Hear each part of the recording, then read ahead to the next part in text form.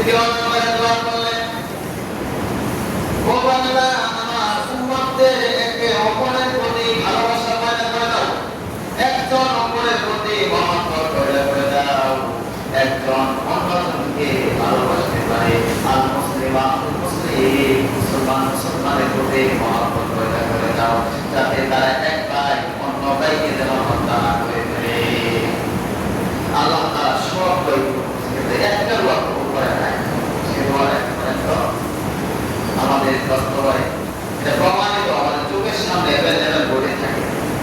সেটা হলো এক ভাই এক ভাইকে হত্যা করে, এক মুসলমান আরেক মুসলমানকে হত্যা করে ফেলে, এক ভাই আরেক ভাইকে অত্যাচার করে আচার করে তাকে দুনিয়া থেকে বিদায় করে দেয়।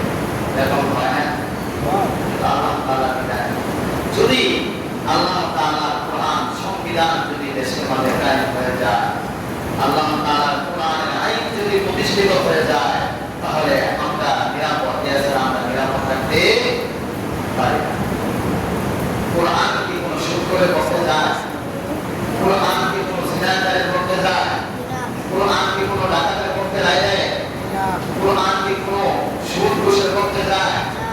কোরআন অপরাধ করতে যায়। সেই জন্য অপরাধী গাই কোরআনের বিরোধিতা করে, যেতেই ঢুকে যায়।